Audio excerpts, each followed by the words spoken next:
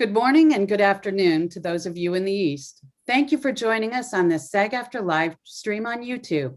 To stay informed about all of our live stream and video events, we invite you to subscribe to this channel. You can go ahead and do that right now. Today we present the President's Task Force on Education Outreach and Engagement live stream, a conversation with United States Senator Chuck Schumer.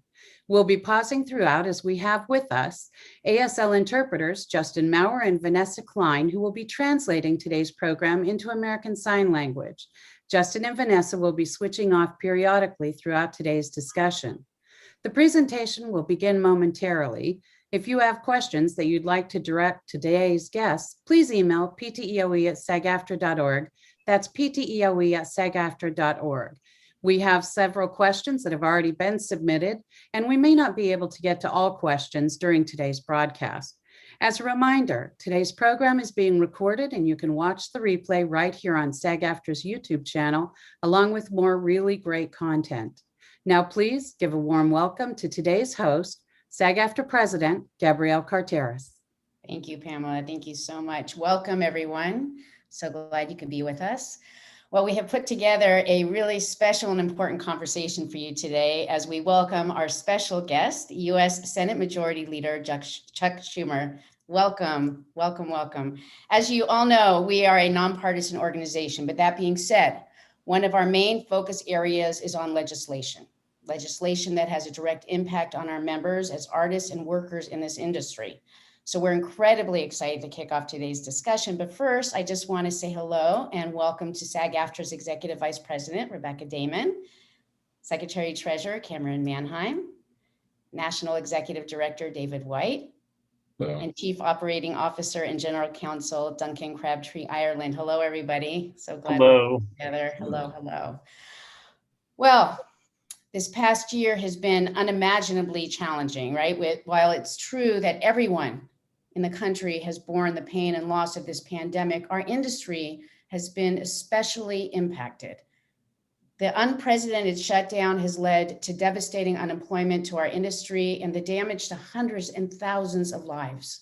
There isn't one corner of our membership, not one quarter, that has not been deeply impacted by this pandemic. So I want to personally say thank you to Leader Schumer. Really, thank you so much for answering the call when we reached out for your support and leadership. You have been stellar. Your advocacy and other champions in Congress have really made a difference. It's helped us to mitigate the damage with several provisions in the recently passed American Rescue Plan. So I just want you to know from the depths of our heart how grateful we are for the work that you've done. I want to also, before we move any further, I know that Rebecca, who's been working with you closely in New York, wanted to say a few words. So please, Rebecca, take it away. Thank you, Gabrielle. I appreciate that. And it is good to see everyone here with us today. And Senator, always good to see you on the Zoom. It's always better to see you in person, which we've done a few times lately, as you've been making sure everybody understands the important things that have happened in the American Rescue Plan. You know, despite the pandemic, and maybe even more so because of the pandemic, your advocacy and your courage and your leadership has meant so much because our membership has really needed the relief. Your hard work in things like the 100% COBRA coverage, which is amazing. People can enroll all the way, through September 30th. Even if people declined earlier, and I know you're going to talk about all these things, even if that window feels like it was closed, this has really been such an important thing for us in terms of having that extended. The new mixed earner unemployment compensation has meant so much to our members. That additional $100 a week in unemployment support has been a really big deal for people whose unemployment benefits are artificially low. The copyright small claims court with the U.S. Copyright Office, making it easier for people to make change so people can actually sue for damages, always helping to level the field. There is just so much to talk about. We could actually be here all day. We know you only have you for a little bit. So with that, I'm going to take it back to Gabrielle so she can move us forward. Thank you, Rebecca. My God, such a plethora of great work going on. So thank you. I join you in all that gratitude. Before we go any further, again, Cameron wanted to say a few words. So please, Cameron. Okay, I may do a little fangirl thing here, but Mr. Leader, it is such an honor to meet you, even though it's in cyberspace, and to have this opportunity to thank you on behalf of all artists for the work you do for the entertainment industry. As much as I love television and film, my first true love is the theater. Having been on Broadway, having written my own one-woman show at the Public Theater, I just am so grateful for the Save Our Stages Act, which is providing just vital relief for the venues that all of our members are working in and helping to keep them afloat.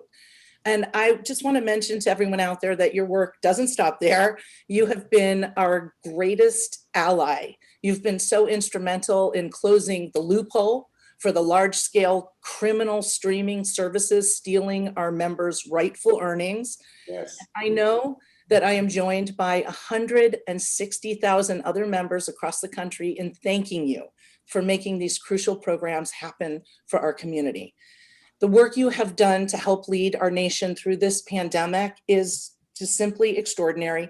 Many, many of our members have been able to care for their families in truly dire situations because of what you and your colleagues in Congress ensured was in the pandemic relief bill. So I just want to say that it wouldn't have happened without you, and we are forever grateful for your courage, your leadership, and most importantly, your deep understanding of what the arts means to humanity. Thank you. Thanks, you. Cameron. That's beautiful. You hear all of that love. I hope you feel it. But I do. I'm gonna introduce you so everybody can really know who you are. I want to welcome our guest, Senate Majority Leader Charles Ellis Chuck Schumer. We don't get to hear your full By the name. way, Ellis for Ellis Island. Oh, that's There you interesting. go. Yeah. There you go. I knew there was something to that. He was born and raised in Brooklyn, New York, where his dad owned a small exterminating business and his mom was a housewife. He attended public school before heading to Harvard University and then Harvard Law School. Leader Schumer has two daughters, Jessica and Allison, and he still resides in Brooklyn with his wife, Iris Weinschall. And in 1974, Leader Schumer was elected to the New York State's Assembly in 1980 at 29 years old.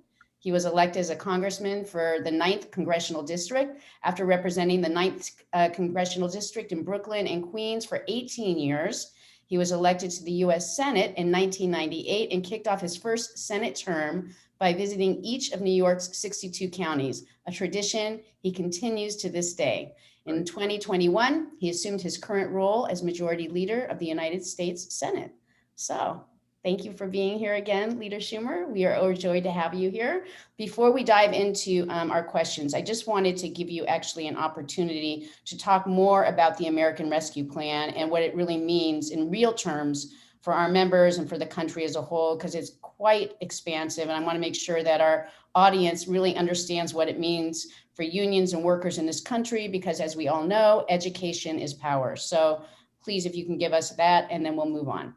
Great. Thanks, Gabrielle. And thank you, Cameron and David and Rebecca and Duncan and everybody who makes this SAG-AFTRA the great union that it is. I thank you so much for that. And I want to thank all of our actors here. It's been such a tough year because you perform, and the places that have had the most trouble are places where people gather closely, and obviously theater and stage and all of that is together. So, you know, all across the country, we needed you, and many of you stayed entertaining us at home like this on Zoom. So thank you for that.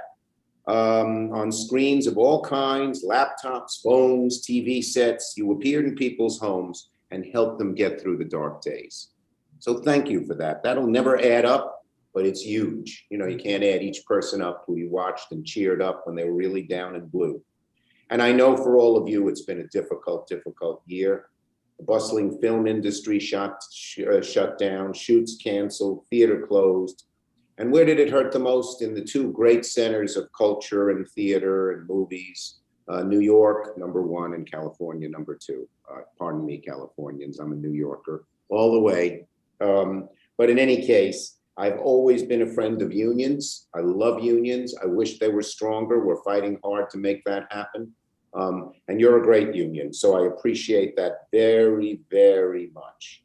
And I thought I'd start off just telling you a little about me and my mission by telling you my story of January the 6th. January the 6th could be described for me as was, as Charles Dickens described his era in the famous novel, A Tale of Two Cities. It was the best of times, it was the worst of times. January 5th was the election of our 2 senators from Georgia.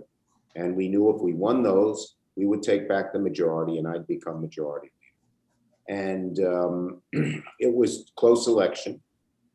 I stayed up all night, Tuesday night, bled into Wednesday morning.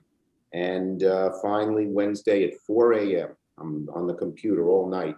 What's the votes in Chatham County? What do we have? What are the African-American turnout in DeKalb County? Finally, at 4 a.m., it becomes clear that they've won, and I'm the new majority leader, a lifelong goal. My first reaction was one that's pretty obvious, joy. Every one of us here on this Zoom or YouTube has set personal goals, strong ones, hard ones. And you know, you set these goals and it takes a while to reach them, and there are detours and logs in the path, and so finally you make it. And your first reaction is joy and thankfulness that it happened. And I had that, of course. But immediately thereafter, another emotion crept up on me very strong and very powerfully. And I've tried to find the right word for it. And the word I've come up with is awe, A-W-E. Not awe like my daughters used to use it. Gee, Dad, that movie was awesome. But awe in the biblical sense. When the angels see the face of God, they tremble in awe. And that's how I felt. There was so much responsibility placed on the shoulders of our new Democratic majority, thin though it was. And those responsibilities, imperatives almost, probably fit into 3 categories. The first was substantive. Get us out of COVID. Help the people who need help who are in that COVID ditch. But do more than that substantively. All the issues that had been neglected, whether it be climate or income inequality or racial injustice or democracy sort of ebbing, all of those had to be handled substantively. The second imperative that crept up on me was political. I realized that we had a unique moment. So many people say it doesn't make a damn bit of difference who I voted for. But if we were able to deliver the checks, the vaccines, and some real help for people, we might actually show people that putting us in and having Democrats in House, Senate, President would actually make a difference in their lives. And the third responsibility might have been the heaviest of all. I'd call it moral. And what do I mean by that? Well, probably many of you have asked the same question that I've asked myself over and over again. How did we elect such a despicable man as Donald Trump the first time? And how did 70 million people, they knew who he was, vote for him again? And the answer I came up with was this. My answer was that when people lose hope in the American dream, we are naturally a bright, sunny, optimistic country, but it's soured in the last 2 decades because people are having a rough time making ends meet. And if you ask the average American, what's the American dream to them? They'd say very simply, it means if I work hard, I'll be doing better 10 years from now than I'm doing today, and my kids will be doing still better than me. When that dream fades, we could turn to a dictator. We could turn to an autocrat, a man like Trump, who had an authoritarian personality. And if we didn't have big, bold action, he could get elected again into 2024 and he would destroy our democracy once in office again. Or someone would be elected who would be as bad as him. So those were the emotions coursing through my veins. Joy, a majority leader, but awe, what amazing responsibilities, substantive, political, moral that we have. I couldn't sleep. I get in the car, 7:30 a.m., get in the car, get to Washington at about noon, get on the Senate floor at 1 p.m. for the first time as the putative majority leader. I'm only on the Senate floor for about an hour, hadn't even given a speech yet, when a police officer in a bulletproof vest with a big submachine gun strapped across his waist grabs me firmly by the collar like this. I'll never forget that grip. And he says, Senator, we're in danger. We got to get out of here. I didn't even know what was going on. He had to explain it to me. And you may have seen this because the security cameras overhead captured this on tape. And it was shown at the impeachment trial and then all over TV. We walk out the door of the Senate, myself and 2 police officers. We walk briskly as we turn to the right. We go through a door. You can't see us anymore. And then 20 seconds later, we're running back out that door as fast as we can go. I was within 15 feet of these bastards, 15 feet. Had one of them had a gun, had two of them rushed to block off the door, who would know if I'd be speaking to you here today? And in fact, one of them was reputed to say, there's the big Jew, let's get him. You know, these people were bigoted against everybody, anyone not like them. So that was the worst of times. But now we're getting back to the better of times. They've arrested 400 of these people who were insurrectionists. And I know our Justice Department will give them their just deserts as provided by law. And we started to do good things. And that's the rest of my little conversation with you today.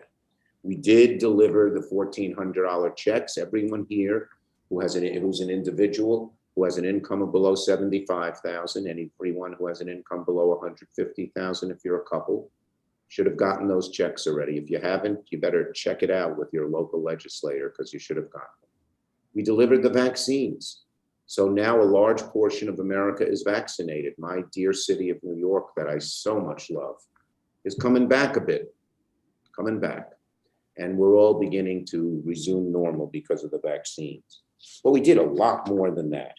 As was mentioned, we enhanced unemployment benefits. Originally $600. Republicans wanted it to go to zero. We got it still at $300 on top of your state benefits. But the thing I really helped with, and I want to thank, SAG-AFTRA has been with me every step of the way. But one of the things you pointed out to me is unemployment benefits don't cover so many people: gig workers, freelancers, part-timers, single employed. We made those included. And so for the first time, lots of people were included. And we stopped the tax on unemployment insurance. The bill created a $10,000 tax exclusion for unemployment compensation. So you don't have to, it would be ridiculous. They give you unemployment, then they tax you. Here's another one for those of you with kids. We have virtually doubled the child tax credit and the earned income tax credit. We will take half the kids in America out of poverty. You're a child born into poverty. You don't get properly fed. You don't get properly clothed. You don't get properly educated, healthcare. When you're 18, you're in a ditch.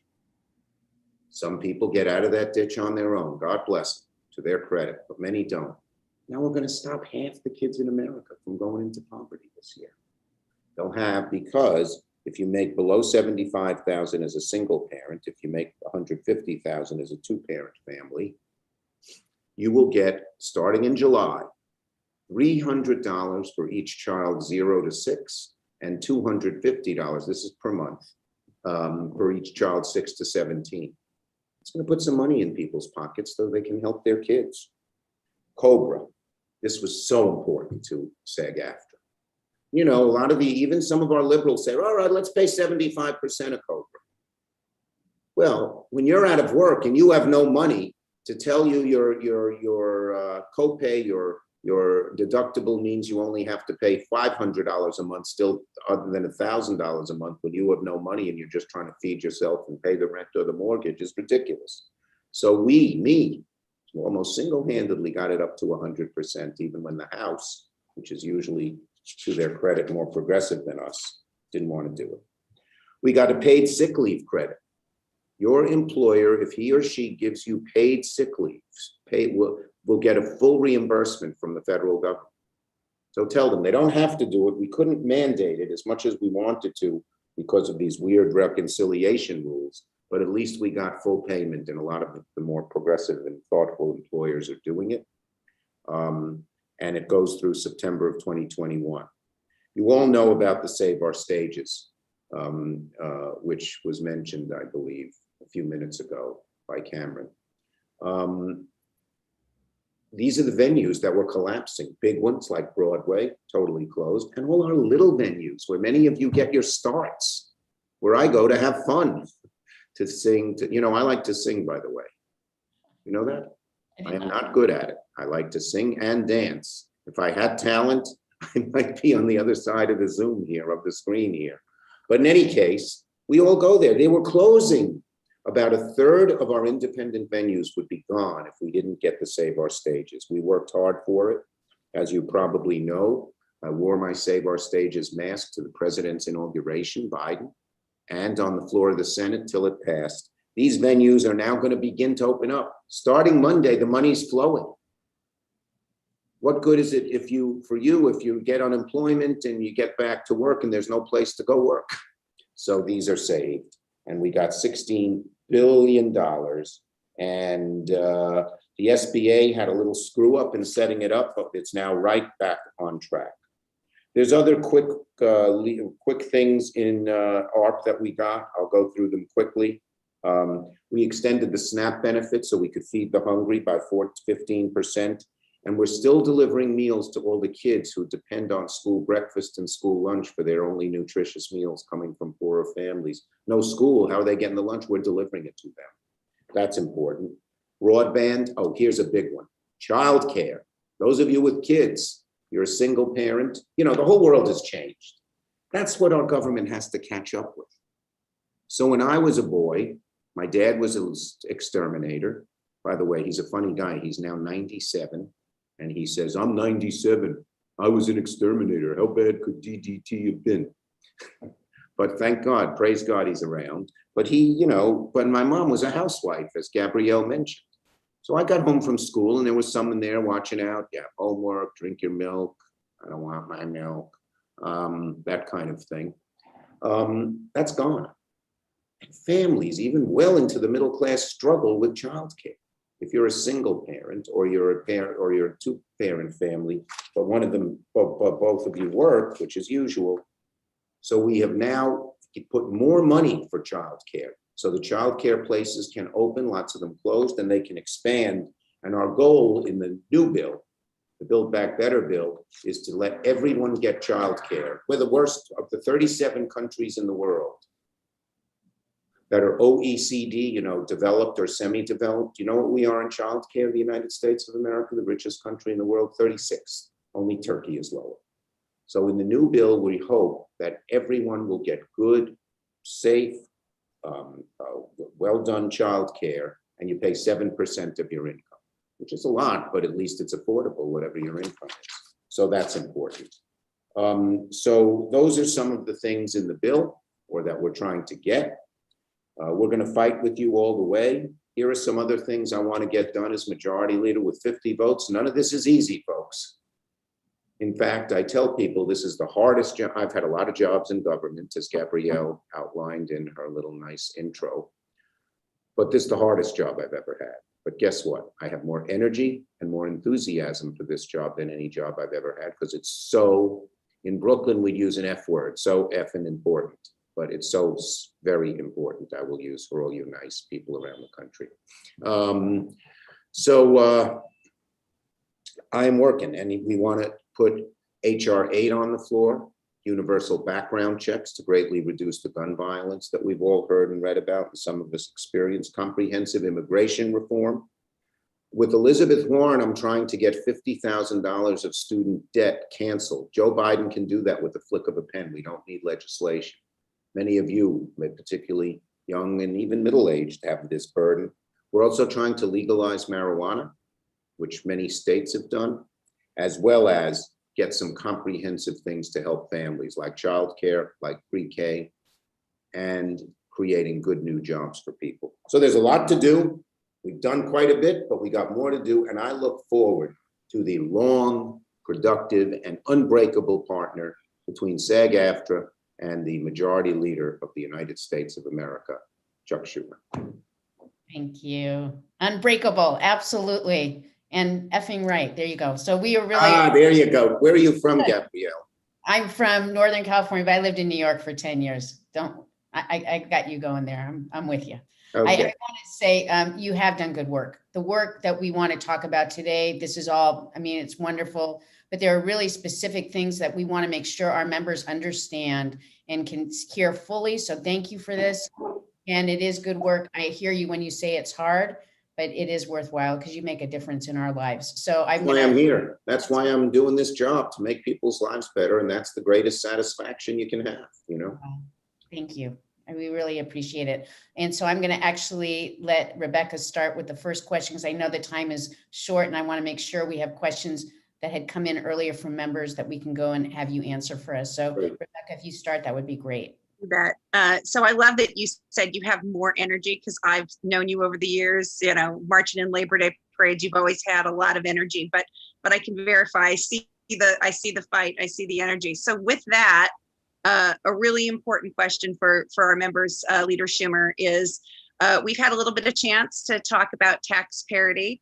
I know Gabrielle and I, we've been on the Hill, we've been pushing for this with you, with others, and we are looking at ways to modernize the qualified performing artist tax deduction, or as people know it for short, QPA. What do you think about this? What are the challenges you see facing that legislation, and what can we do to get this done? What can we do to make this happen? So as you know, Senator Schatz from Hawaii, he's got a proposal on supporting the arts, and that would increase the deduction for performing artists from 16,000 to 100,000. That's because it hasn't been indexed. I don't know in how long, but very long time.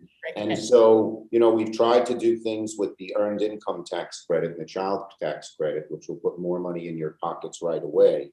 But then there are other things we can do in the tax code, and we're going to look at it.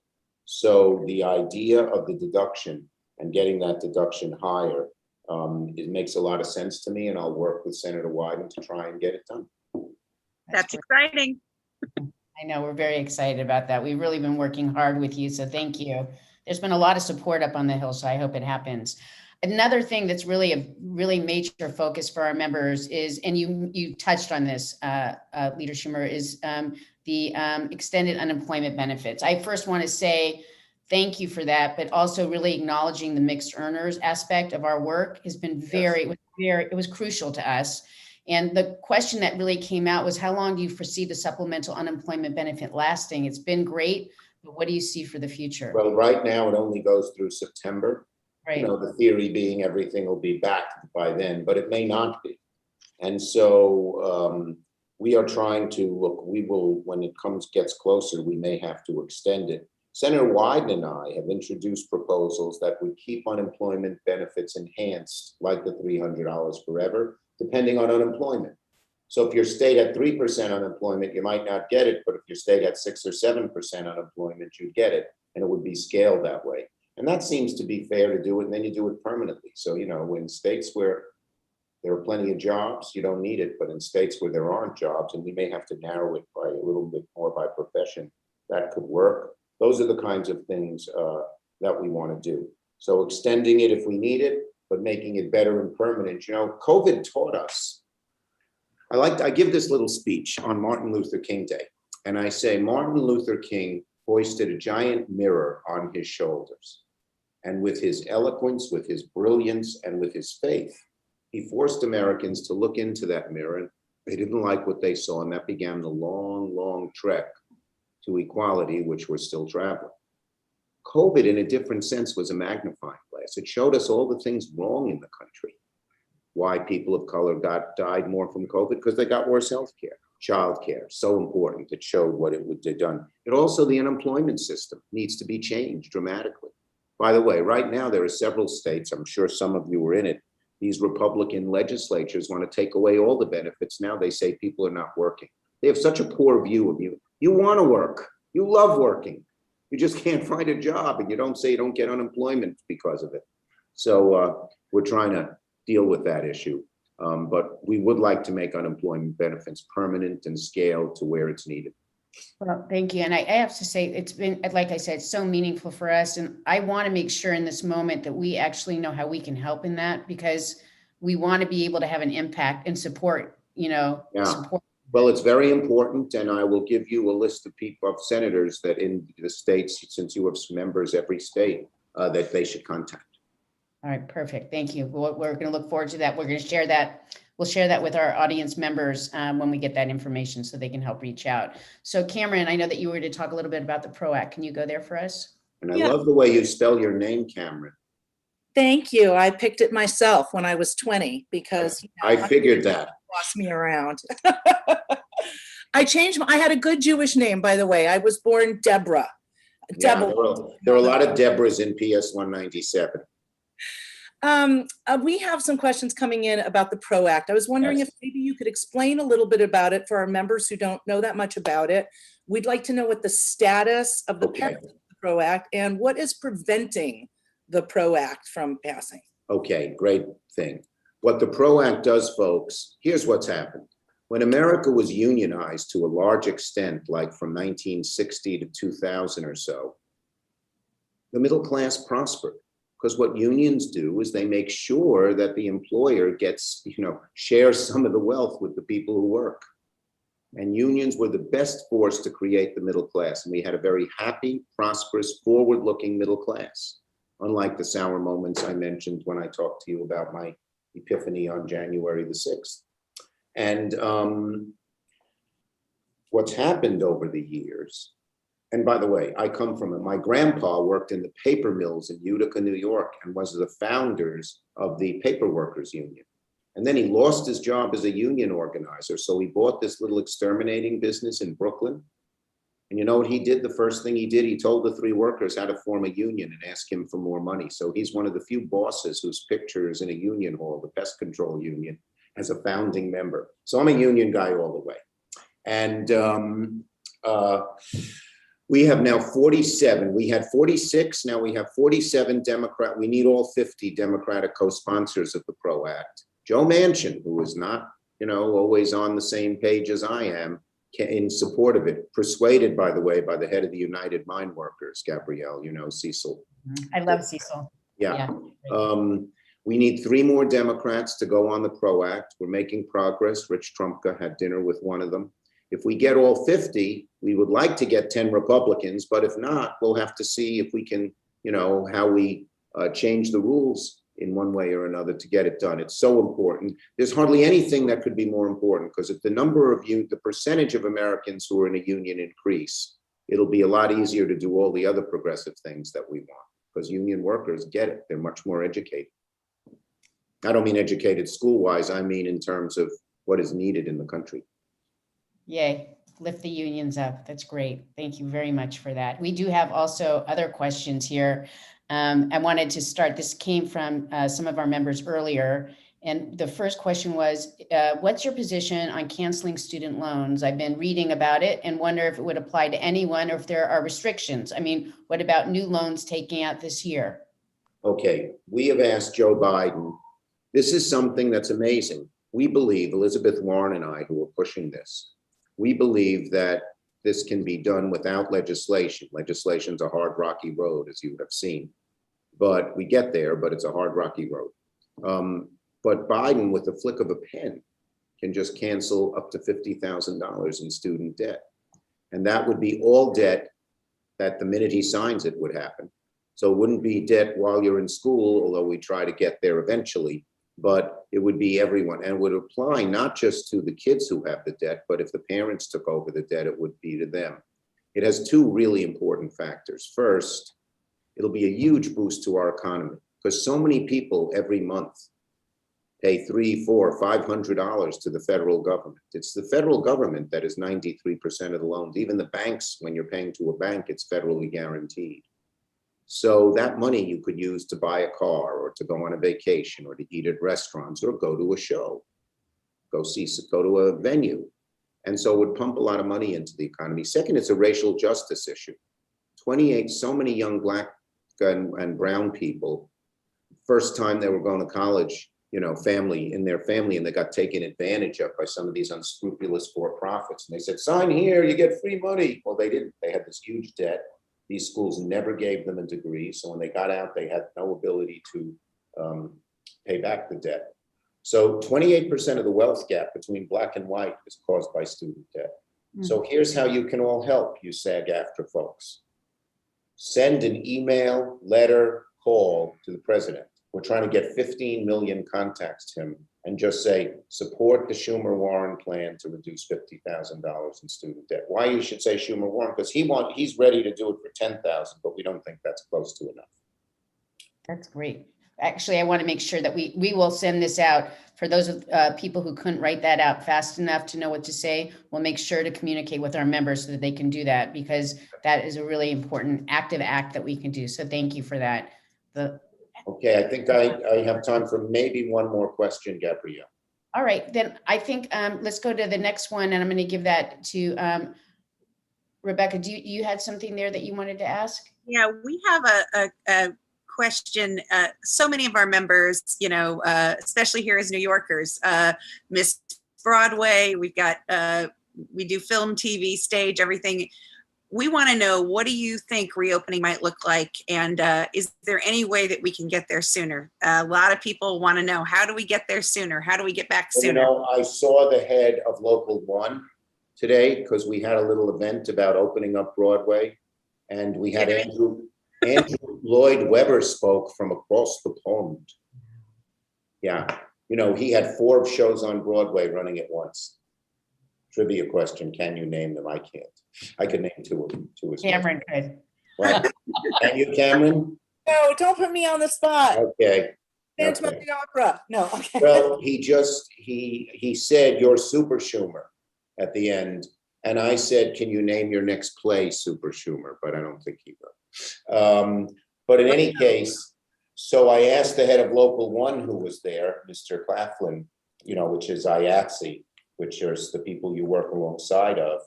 Are people starting to come back? Because, you know, for Broadway, it takes a month or 2 to prepare everything and get it all rehearsed and get it all together.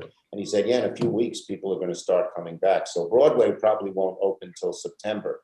But the money for this bill, Rebecca, is starting going out Monday. So a lot of our independent venues, which don't need all that preparation and all that stuff, can start opening right away and performing. And if New York's any indication, people are going to jam into these places because they missed them so much for the last year and a half. So I think we'll have a pretty prosperous summer for many of our people who are acting, do comedy, whatever else you do in our independent venues, dance, music. And maybe they'll let me sing. We'll let you sing. You can sing with us. It's okay. Yeah, maybe right now. Here we go. You know what I would Little say? town- Wait, I'm going to sing for a minute, Gabrielle. Okay, I'm ready. These little town blues are melting away. I wanna be a part of it. Wow, that's good. New York, New York. That's enough. Oh, you I worked don't on torture that. you any further. You did very well, very well. Congratulations. I really wonderful. And I have to tell you, I was just in New York, but I have friends who have already started purchasing tickets Yeah, in excitement for the fact that theater is going to open. So thank you for everything. I think 29 shows are opening up September something. It's So amazing. that's a lot, yeah. I want to say thank you for everything. I know you have to go, Leader Schumer, for you are a tireless champion for our members and for this country. We are grateful. Thank you for joining us today and sharing your insights. All this information has been helpful. And I want to thank you for listening to our concerns, because we really are grateful that you responded and you hear us. I want to thank you, Gabrielle, and all of the leadership of SAG-AFTRA and all of your members who so enrich our lives. Go back to enriching soon, we hope. Well, I want to say a very special thanks to all of you who've been tuning in each week for our President's Task Force on Education Outreach and Engagement live streams. If you haven't already, while you're here, please subscribe to SAG-AFTRA's YouTube channel and get the updates on the great content that we've been posting.